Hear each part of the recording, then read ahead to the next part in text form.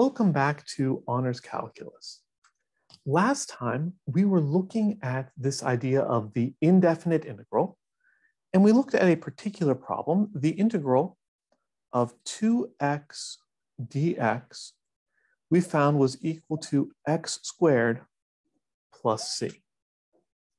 In this video, we're going to see that it is not at all a coincidence that if I took the derivative of x squared plus c, I would get 2x. In fact, integrals and derivatives are inverses of each other. And that's going to give us an incredibly useful tool for evaluating indefinite integrals. If we can evaluate an indefinite integral by finding a derivative, then we don't have to use the limit definition of integration anymore. So let me get my head out of the way and let's immediately do just that.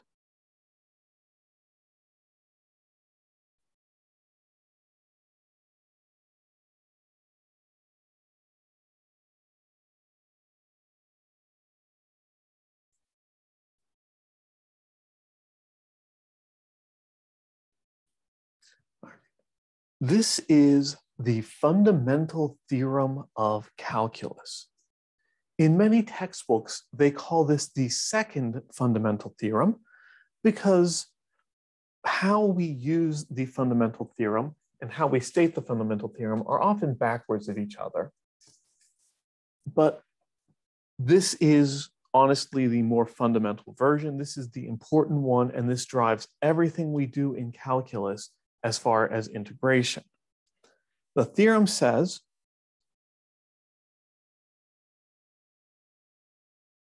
that if we have an integrable full function and all of the necessary bits so that we can clearly write that f of x is the indefinite integral of little f of x dx. And to be able to actually work with it, I guess instead of little f of x, we should call this f of u and set it on the interval from a to x.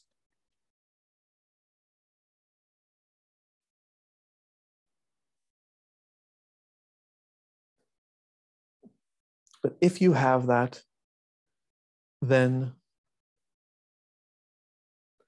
the differentiation works as well. If big F is defined as the integral on little f, then little f must be the derivative of big F.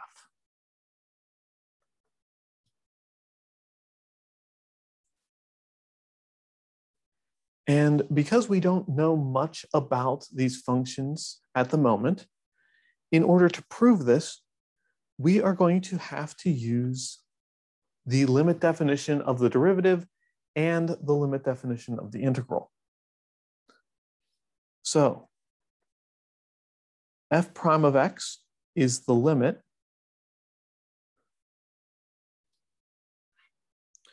or I guess to be specific, at one particular point, I should look at my notes before I start writing things down. At one particular point, f prime of c is the limit as x approaches c of f of x minus big F of c all over x minus c. And of course, f of x is defined by an integral. F of c is also defined by an integral. So this is the limit as x goes to c of 1 over x minus c times the integral from a to x of f of u du minus the integral from a to c of f of u du. And using our properties on the limits of integration, we can compress this. It's backwards of what we were doing in the last video. We're taking the limit as x goes to c of 1 over x minus c times the integral from c to x of f of u du. Right? Again, just using the properties of limits of integration. I guess I probably should write that out in a couple of steps. We're looking at the integral from a to x of stuff minus the integral from a to c of stuff. You can take the negative of an integral by changing its limits of integration.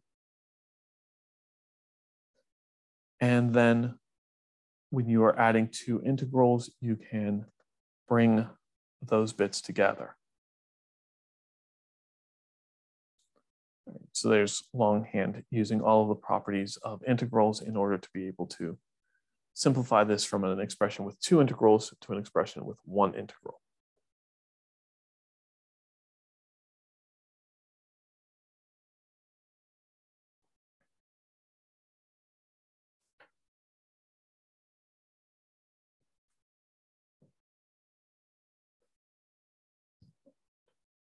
The next piece up, using the idea of the definition of an integral. We know that on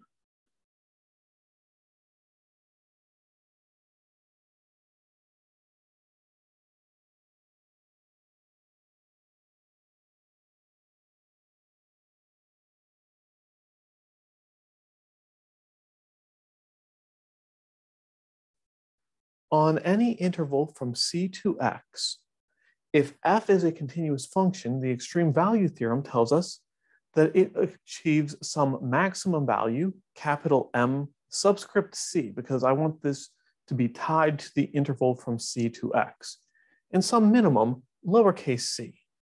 Lowercase m subscript c, again, because I want this to be tied to the interval from c to x, because c is changing, and every time we change c, it changes the value of the maximum and the minimum. But based on how we have defined the integral, it should make sense to you that because we have little m less than or equal to f less than or equal to big M, that it should also be the case that the integral from c to x of little m is less than or equal to the integral from c to x of f of u, which is less than or equal to the integral from c to x of capital M.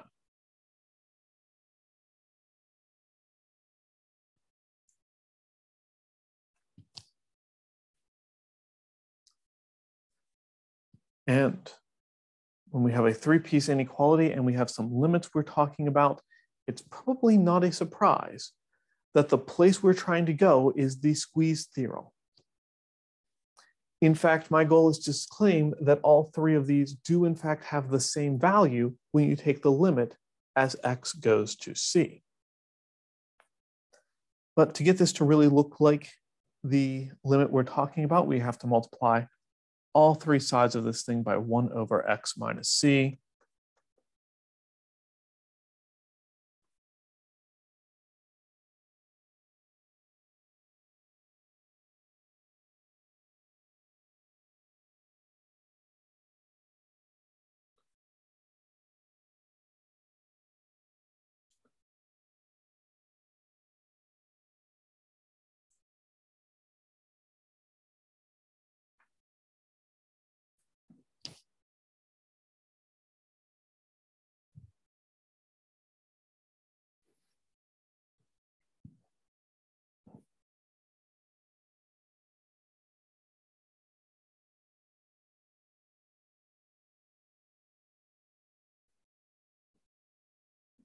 And then remember that integrals were defined based on area, right? The integral between a and b of a function is defined as the area under the curve between those two limits.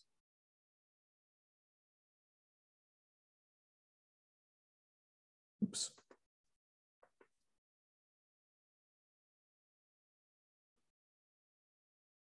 Now, for the constant function, little mc, and for the constant function, big MC, that area is going to take the form of a rectangle. And we know how to calculate the area of a rectangle exactly without needing to go through the whole bother of setting up limits of, setting up the limit definition of the integral and going through the summations and all of the fun that went along with that. We can say that the area of this rectangle is going to be m, little mc, times x minus c. And the area of this rectangle is going to be big MC times x minus c. So we can perform an integration without having to do anything else at all because we are dealing with a constant function and we know that the integral is calculating the area of a rectangle.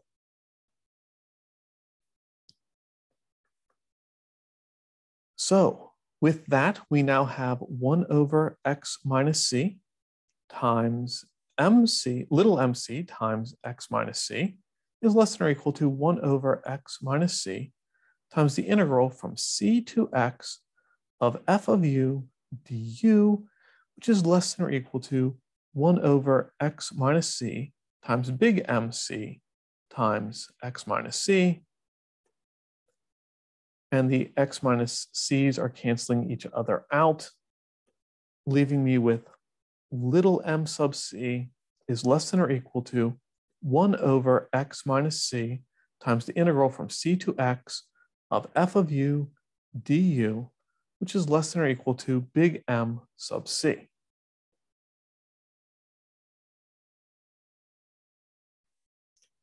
All right, now we're starting to get somewhere.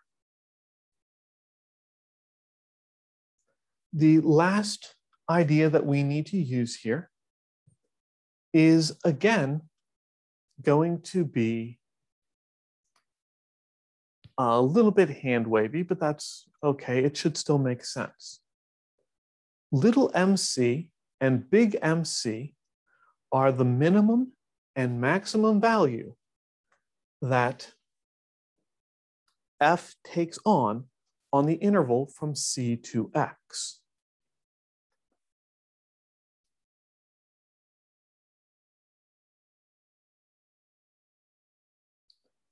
And as x approaches c, the interval from c to x approaches a singleton set with just x. And in the case of the singleton set of just x, the maximum and minimum value of the function on that set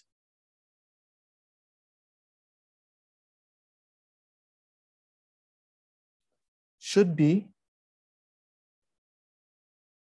f of x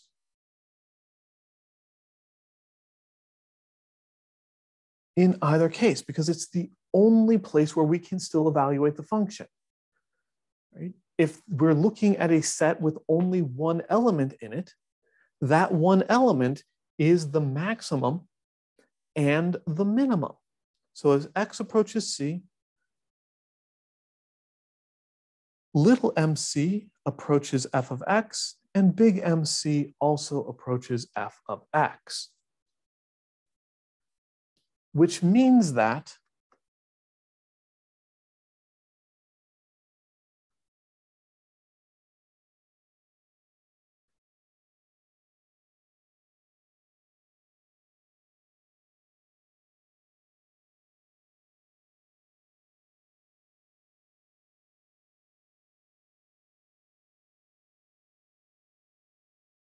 when we take the limits of the three pieces of this inequality, we get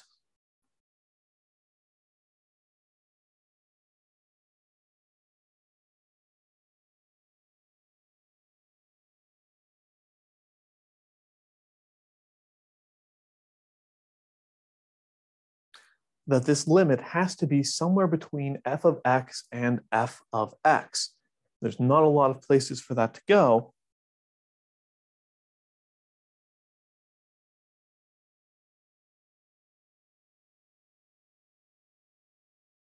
So by the squeeze theorem, the limit as x approaches c of 1 over x minus c times the integral from c to x of f of u du, which remember was big F prime of x,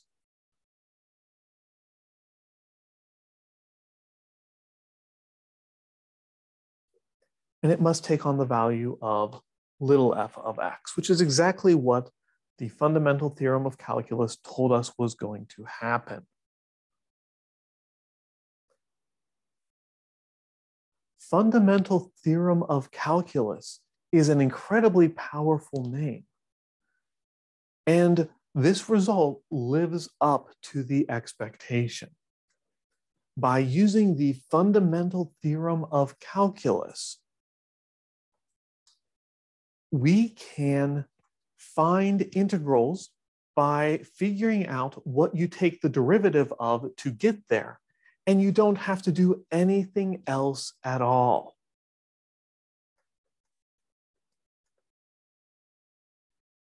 So for example,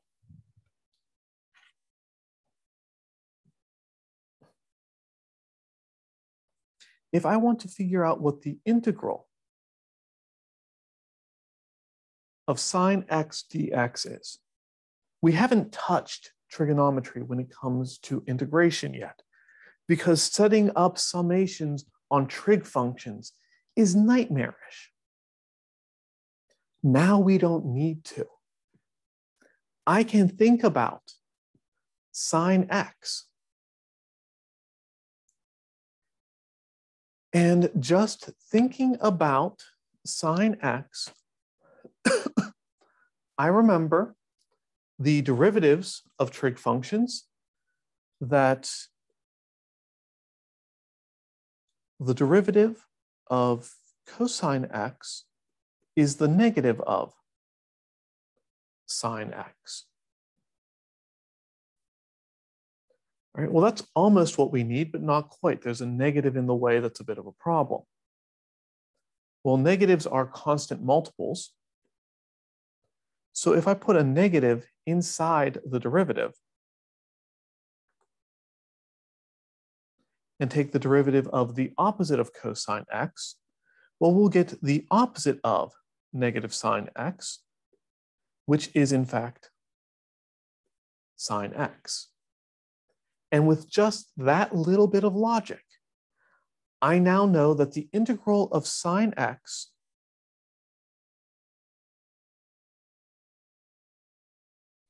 is the negative of cosine x. And remember, indefinite integrals, you were talking about a family of solutions. So plus some constant of integration. Because putting in any constant, take the derivative of a constant, you get 0. So the derivative of negative cosine x plus a constant is the same as the derivative of negative cosine x.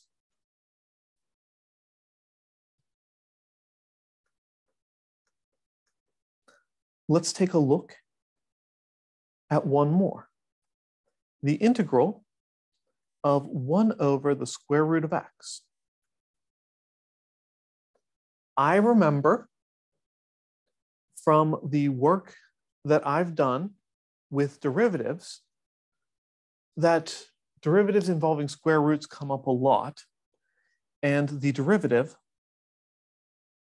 of the square root of x is 1 over 2 times the square root of x, which is almost what we have, but not quite. There's a factor of 2 in the denominator. That's a problem. So to get rid of that, just multiply by 2.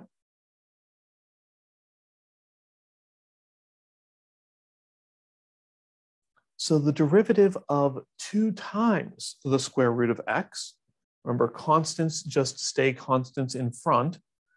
So this is going to be 2 times the derivative of square root of x, which is 1 over 2 square root of x. The 2's cancel each other out, and you're left with 1 over square root of x. So the integral of 1 over the square root of x dx is 2 square root of x plus some constant of integration that we'll call c.